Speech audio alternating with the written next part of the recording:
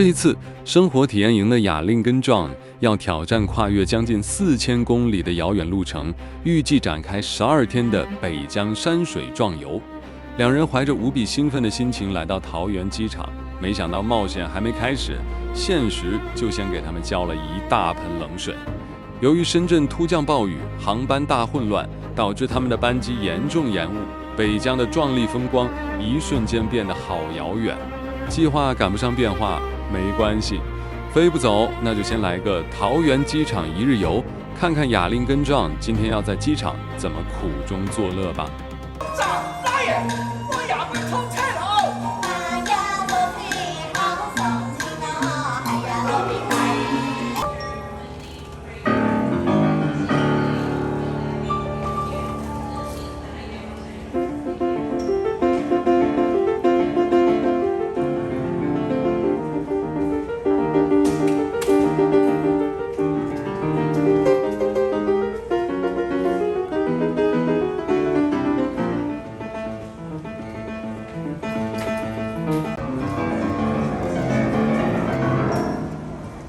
原本预定晚上11点15分就能顺利抵达乌鲁木齐，结果人算不如天算，落地时竟然已经是凌晨4点了。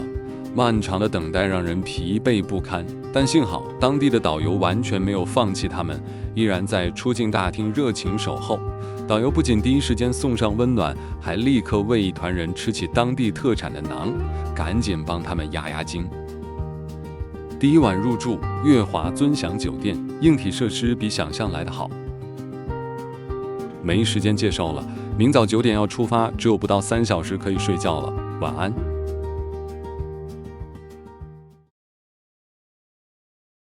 这里是世界上距离海洋最远的城市乌鲁木齐，它不仅拥有繁华的西域风情，更隐藏着一片片如诗如画的优美牧场。今天，雅令跟 John 准备启程前往传奇的海上魔鬼城。漫长的路途中，车子停靠在广袤的古尔班通古特沙漠，这是他们第一次真正踏入西域的沙漠地带。扑面而来的滚滚热浪与无边的沙丘，让人瞬间深刻感受到大自然的炙热与浩瀚。虽然气候炎热，但眼前的壮丽奇景却让人直呼过瘾。究竟在穿越这片热情如火的沙漠之后，等待着他们的海上魔鬼城又会带来什么样的震撼呢？让我们跟着生活体验营一起看下去。今天的目的地是位于阿勒泰地区福海县的海上魔鬼城。这段路程非常遥远，车程将近500公里。沿途的车窗外，地貌开始拉开一场壮丽的变奏。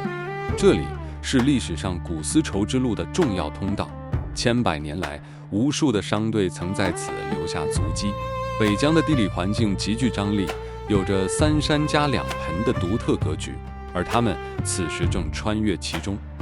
沿途的地形从乌鲁木齐周边绿意盎然的优美牧场，逐渐过渡到寸草不生的干旱戈壁。漫长的拉车旅途虽然考验体力，但一路上充满了温馨。贴心的导游小高深知大漠气候干燥炎热，每到用餐时间，总会贴心地为大家买来当地最新鲜、最著名的哈密瓜。那入口即化、甜到心坎里的滋味，成了大伙儿在盛夏西域里最消暑的餐后水果。更让人惊喜的是，在广袤的荒漠地带中，成群的骆驼在漫天黄沙与热浪中悠闲漫步，仿佛是这片西域大地的古老守护者，散发着大漠孤烟的苍茫与生命力。车子一路奔驰，当他们抵达位于吐鲁番的楼兰盛宴新疆主题餐厅时，手表指针已经来到了下午2点21分。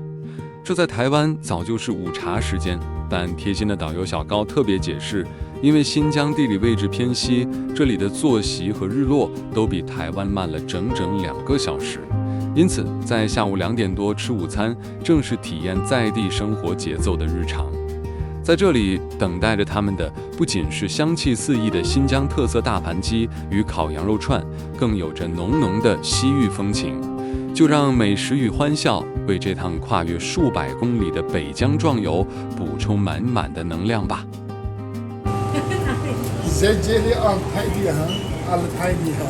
叫什么羊？阿勒泰地，你再讲一次啊什么？阿勒阿拉泰羊，阿拉泰羊、绵羊，绵羊。哇哦，那一定要来吃吃看的啊！早上9点从乌鲁木齐出发，经过7个小时的漫长车程，当生活体验营的雅令根正抵达海上魔鬼城时，已经是下午4点了。看到门口非常人工化的装置，两人原本有些失望，但没想到坐上接驳车后，真正的震撼才正要开始。随着接驳车不断深入，大门口的人工感瞬间消失，取而代之的是排山倒海而来的荒凉与壮美。这片让人惊叹的奇景，地理上位于阿勒泰地区福海县的吉利湖畔，是新疆极为罕见且规模宏大的雅丹地貌。从地质历史来看，这里在距今1亿多年前的白垩纪时期，原本是一片巨大的淡水湖泊。随着亿万年间的地壳运动，湖水逐渐退去，暴露出湖底的砂岩与泥岩。这些岩石历经了无数世代的烈日曝晒以及西域强烈风沙的双重雕琢，最终被大自然一刀一斧地刻划成如今这种形状怪异、错落有致的土丘群。这里的雅丹山体主要是由泥岩、砂岩与页岩交错组成的沉积岩，而不是坚硬的火山岩石。虽然地质学上称为岩石，但它们的交结程度很低，质地相对松软，结构更接近硬化的泥土丘。简而言之，它看起来像石头一样有固定形状，但本质上是很容易被风化、剥落和冲刷的土质沉积地层。这也是雅丹地貌最核心的特征。顶着西域盛夏的高温烈日，热浪在四周疯狂折射。雅令跟 John 走在步道上，完全是在高耸炙热的赭红岩壁之中不断穿越。四周滚滚袭来的热气与寸草不生的巨岩交织，让人仿佛置身于另一个星球。当抬头看到这幅绵延不绝、鬼斧神工的壮阔地貌时，那种极致的视觉冲击瞬间震撼了全身上下的每一个细胞。虽然高温考验着体力，但内心却被这大自然的宏伟与苍茫深深收服。穿过嶙峋的土丘群，雅令跟 John 随后抵达了景区里一处充满野性的特殊区块。在这里，有一个让所有人意想不到的惊奇体验。只要花点小钱，竟然可以亲手拿着新鲜的生肉去喂食西域大漠中最凶猛的野生狼群。在惊叹完野生狼群的野性魅力之后，我们沿着阶梯一步一步往下走。再次往回看的时候，那整片在烈日下绵延不绝、鬼斧神工的雅丹地貌，真的是非常的震撼，让人久久无法自拔。接下来，视觉的飨宴还要延续。雅令跟 John 已经来到了水岸边，接着我们准备要去坐船游湖了。雅令 John 跟着大伙坐上了游船，在清澈的湖面上破浪前行，看着眼前无边无际、波光粼粼的水面，两人都忍不住惊叹，这里对他们来说真的好像是一座望不到尽头的大海啊！其实这片被称为海上魔鬼城的水域，正是新疆著名的乌伦古湖，而在这里指的更是与它相连、面积广达170平方公里的吉利湖。在地理上，它是北疆极为罕见的大型永久性淡水湖，水源主要来自阿尔泰山的冰雪融水。在这片极度干旱的西域大漠边缘，这片大湖就像是一颗璀璨的北疆明珠。坐在船上放眼望去，湖水大到连天际线都模糊了，一边是刚才挑战过的赭红色雅丹荒漠岩壁，另一边却是水鸟翱翔，宛如汪洋大海的开阔湖景。这种强烈的地理反差，随着游船的晃动，化成了最灵动、最放松的视觉享受。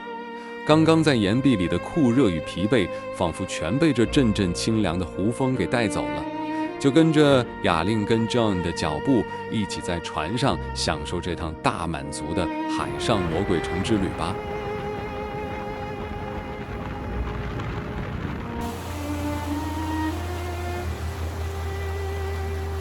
随着游船缓缓前行，转眼间来到了一片宁静的水鸟保护区。在这片辽阔的水域之中，鸟儿们怡然自得的翱翔与栖息，散发着大自然和谐的生机。仔细一瞧，这里最特别的主角就是红嘴鸥。这3只是年轻可爱的红嘴鸥。这片珍贵的湿地，主要是因为发源自阿尔泰山的冰雪融水，源源不绝地注入乌伦古湖。在干旱的沙漠边缘，水分在低洼处汇聚，与泥沙、芦苇交织，才奇迹般地孕育出这片生机蓬勃的绿洲天堂。红嘴鸥每到春夏的繁殖季节，它们的头部就会换上黑褐色的羽毛，这在生物学上被称为繁殖羽，是用来吸引异性的秘密武器。等到秋冬繁殖期过后，头部又会渐渐变回干净的白色，旁边还能看到鸟妈妈正耐心地趴在巢上孵蛋，画面充满了生命的温馨与感动。这场与红嘴鸥的近距离接触，不仅让人大开眼界，也让这趟游湖之旅变得更加趣味。回程，游船驾驶以刺激的高速飞奔来完成这趟旅游。有人说，新疆大美，北疆看风光，南疆看人文。走进北疆，迎接你的是无边的大草原、神秘的喀纳斯湖与连绵的雪山针叶林；而转向南疆，则是壮丽的塔克拉玛干沙漠、充满西域风情的喀什古城与浓郁的高原民族文化。南北疆截然不同的双重魅力，都值得你亲自来探寻。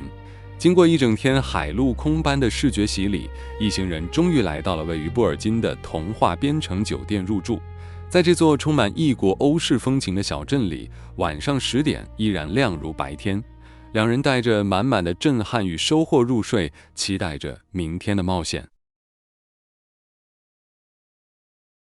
今天的行程很紧凑，我们要搭空中缆车到禾木云霄峰去体验一眼望4国，再到禾木村看老鹰及哈登观景台眺望壮阔风景，精彩可期。新疆面积是台湾的47倍，点到点的距离非常遥远，在车上时间很多，贴心导游教我们认识新疆的历史地理，顺便教我们什么才是真正的纯羊毛制品。生活体验营的雅令跟 John 继续北上，正式踏入了被誉为人间净土的阿勒泰地区。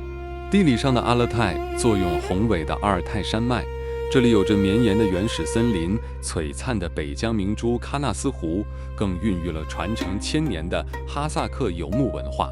阿勒泰在蒙古语中意为金山，正如其名，这片土地每到秋天便宛如黄金般灿烂，而在盛夏，它则是漫山遍野，让人心旷神怡的无边翠绿。当车子缓缓驶入阿尔泰山脉的南麓，一片无垠的绿毯在眼前铺展开来，这就是著名的阿贡盖提草原。阿贡盖提在哈萨克语中意思是阳光普照的地方。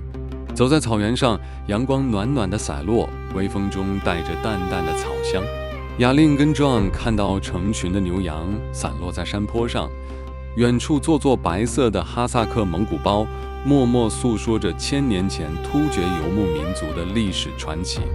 就跟着雅令跟 John 的步伐，一起沉浸在这片阳光普照的阿贡盖提草原，感受阿勒泰最动人的游牧诗篇吧。车子缓缓驶进了宛如世外桃源的禾木村，没想到充满好奇心的雅令一刻也闲不下来，他一溜烟跑到当地传统木屋的后方，隔着围栏兴致勃勃地看着可爱的小牛，接着竟然还大胆地走进一间正在兴建中的木屋里，东瞧西看，到处参观。看着他充满探险精神的身影，让人忍不住笑称雅令真的是名副其实的好奇宝宝呢。或许是老天爷特别眷顾，今天的禾木喀纳斯地区天空晴朗，蓝天白云。导游一路上兴奋地说，前2天因为气候太差，好多旅游团都只能抱憾而归。没想到雅令跟 John 运气这么好，一来就碰上大晴天，大伙儿决定路过禾木村，直奔著名的吉克普林云霄峰。要登上这座海拔高达2800公尺的巅峰，重头戏就是搭乘总长度超过4900公尺、垂直落差高达1466公尺的云霄峰观光缆车。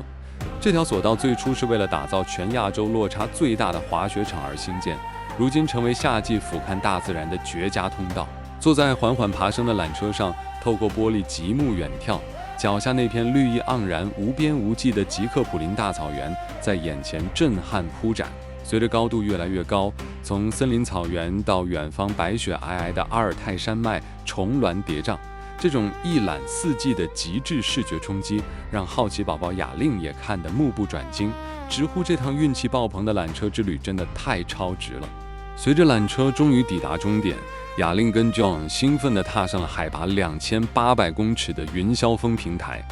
站在这座雄伟的巅峰之上，最吸睛的就是矗立在眼前的4国方向指标。这里地理位置极其特殊，只要转个身就能把中国、俄罗斯、哈萨克与蒙古4国的交界风光通通收入眼底。首先，顺着指标，我们把目光投向神秘的俄罗斯方向。放眼望去，那是阿尔泰山脉最为险峻与雄伟的延伸。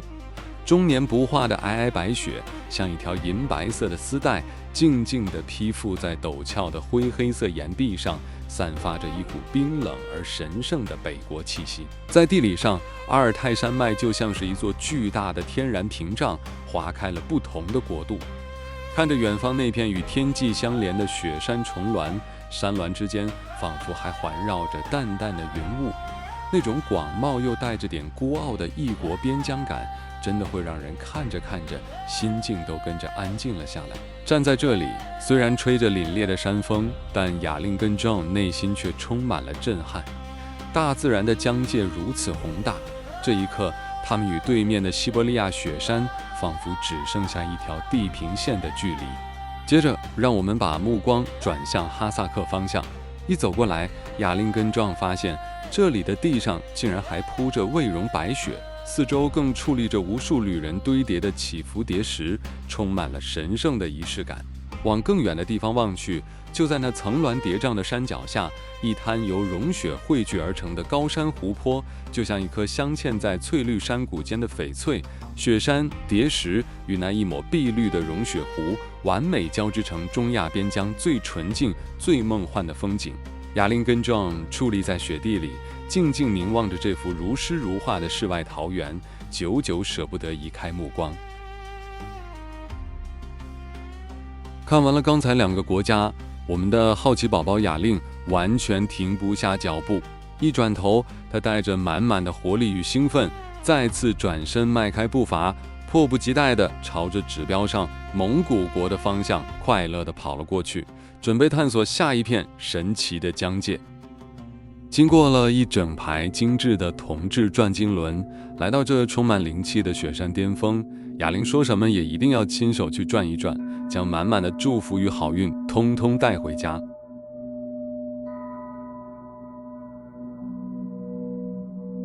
接着我们继续往上攀登，雅令身后的巨大结构就是敖包，上面挂满了彩色的风马旗，正代表着当地人对上天最诚挚的祝福文化。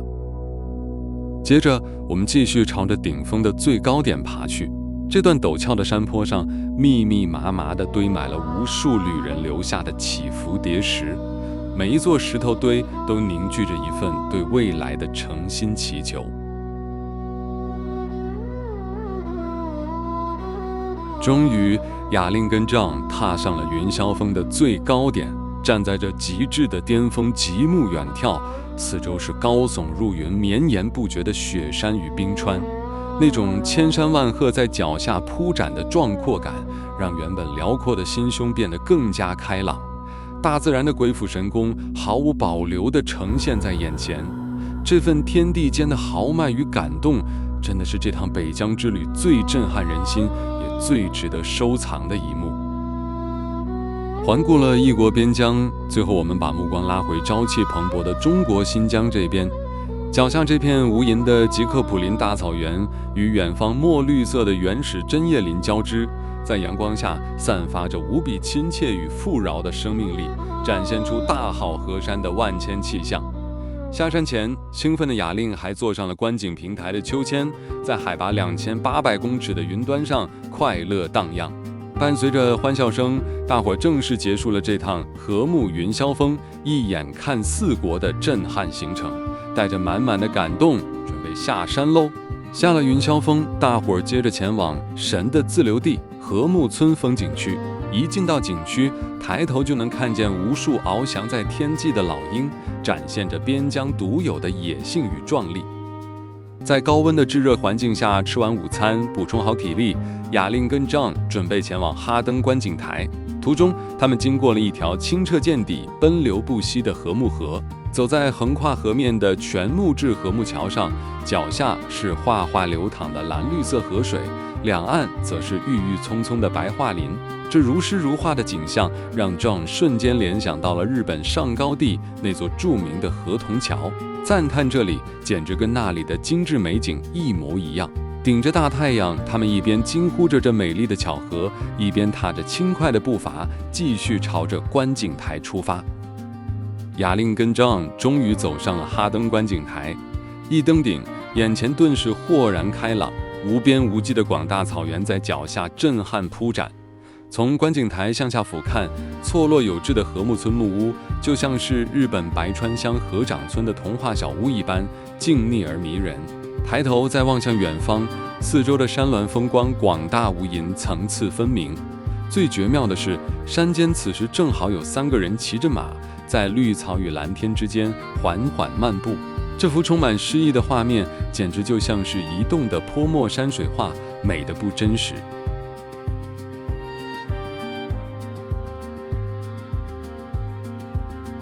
回到禾木村风景区的大街上，路边一间挂着肥美羊肉的肉铺里，老板正双手利落、马不停蹄地串着香气四溢的肉串，让人垂涎3尺。大伙儿随即步行来到最热闹的大街上。此时，一场震撼全场的老鹰抛肉喂食秀正在精彩上演。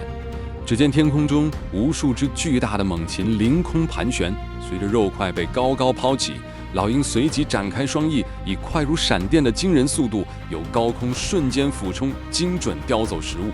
那种强大的视觉冲击与速度感，让全场欢呼连连，简直太精彩了。看到这惊心动魄的画面，现场许多游客也纷纷兴奋地拿起肉块，尝试抛肉，体验与空中霸主互动的刺激。大街上老鹰啼鸣与游客的惊叹声此起彼落，把禾木村的热闹气氛直接推向最高潮。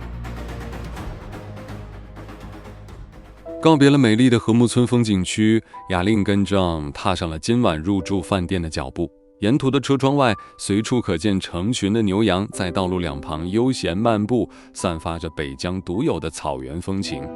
在入住饭店之前，大伙儿先来到餐厅享用晚餐。坦白说，新疆的料理真的每道都很到位，独特的香料与扎实的食材，样样菜都让人赞不绝口。吃饱喝足后，终于来到了位于波尔津县甲登峪的森海度假酒店。一进到房间，整体格局宽敞又精致，让人感到无比舒适与放松。最让人惊艳的是，推开窗户就能看到一大片巍峨壮丽的山景，为这完美的一天画下最舒心的句点。